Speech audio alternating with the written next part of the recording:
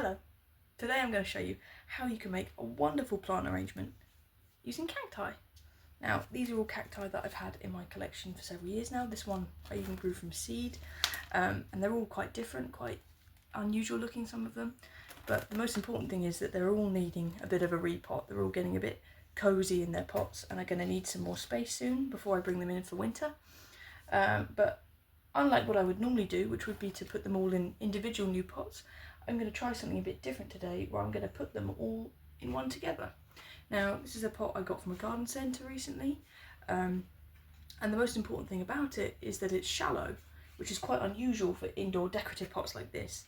But the important reason it's shallow is that cacti often have quite shallow root systems. They don't go too deep with their roots, so it's important that you keep them in a shallow pot, because if it's too deep it can cause the plant to rot from underneath when the moisture gets to the roots. So this pot is going to be perfect for what I need it for today. Now this is the potting compost that I've mixed up for this arrangement. It's about 50-50 between perlite and multi-purpose compost. It doesn't have to be perlite. I've seen people use orchid bark in the past, vermiculite, even gravel to make it nice and gritty. But the important thing is that moisture drains off the plants very quickly. Cacti don't like to retain their moisture in their pot. So yeah, nice dry mix is what you're going to need for this. Now this next step's not essential, but I've just chosen to do it today just to see what the final arrangement is going to look like before I've actually put it together. I've just had to play around with a couple of different cacti I have, just to see what ones look best together. And I've ended up with these three, as I think they look really nice with their heights, colours, different kind of spikes. So I'm really happy with how this looks now, and it's all ready to be planted up. I've gone ahead and taken this first cacti out of its original pot, obviously very carefully because they're very spiky spines and you don't want them in your hand. If you want to avoid being stabbed, what you can do is wrap these heads in newspaper when you're moving them, and that just helps protect the plant a little bit from you manhandling it, and it also stops you getting stabbed. But anyway, let's pop this first one in the pot. You can break apart that original ball a little bit just to help tease those roots out from their original shape. Let's pop out this next one, which is one I grew from seed.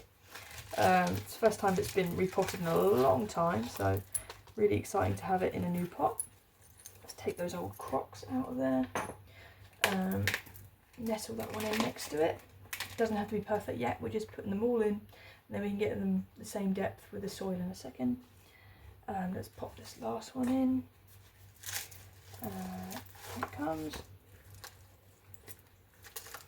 Again, just tease that root ball just a little bit, just to encourage that plant to spread out a little bit in the new pot.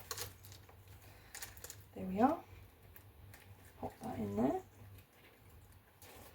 Now you can see all three plants are in, and what I'm just going to do now is fill in these gaps with some of this compost, and we'll level it up.